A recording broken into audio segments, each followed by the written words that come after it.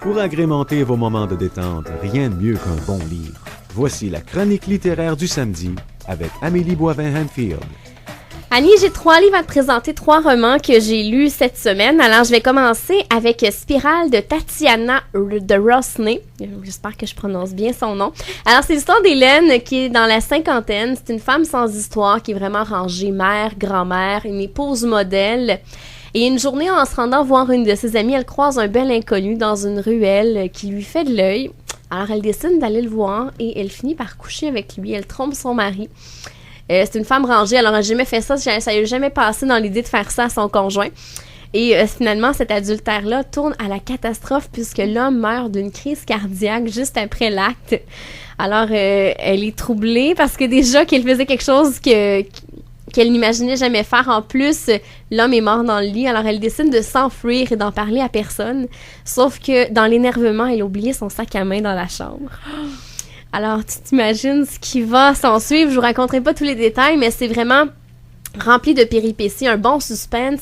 Puis à la fois, des fois, il y a des moments drôles, croustillants dedans, très, très, très intéressants. J'ai vraiment beaucoup aimé et c'est assez super facilement. Je pense que c'est 230 pages le roman.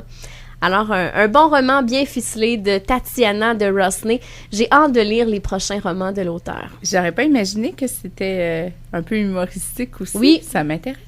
Oui, un petit côté humoristique et un bon suspense. Il porte très, très bien son titre, le livre Spirale. OK. Elle s'embarque dans une spirale infernale.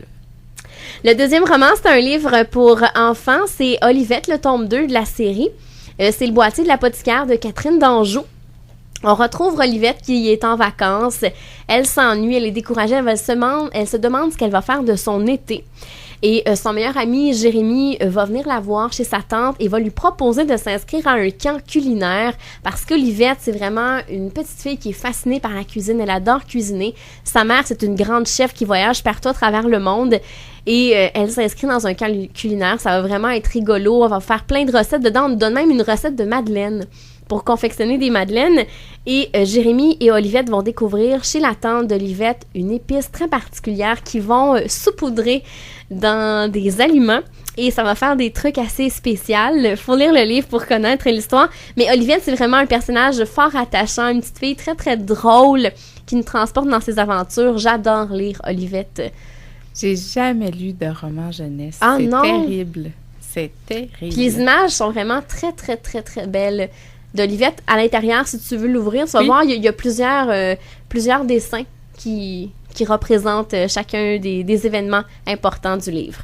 Et je termine avec Trenders, Hippies et Hamsters de Marina Levica. C'est l'histoire de Marcus et Doro, qui sont 2 hippies dans la soixantaine, qui après une longue vie en couple dans une communauté, ont décidé de se marier, de faire le grand saut. Ils ont 3 enfants. Le premier, c'est Serge. Et les parents le croient aux études, mais il est plutôt employé à la bourse. C'est quelqu'un qui est vraiment très anarchiste, qui aime beaucoup, beaucoup l'argent. Il aime les investissements risqués. Complètement à l'opposé de ses parents.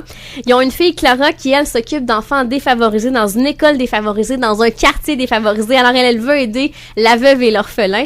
Et leur autre fille, Oli, c'est la plus jeune. Elle est atteinte de trisomie et elle rêve d'indépendance, d'amour et de sexe. Alors, c'est vraiment très, très drôle. Je te dis, Annie, tu adorerais cette auteure-là. Elle est vraiment très, très drôle. Et elle va chercher des personnages qui, à la base, paraissent anodins.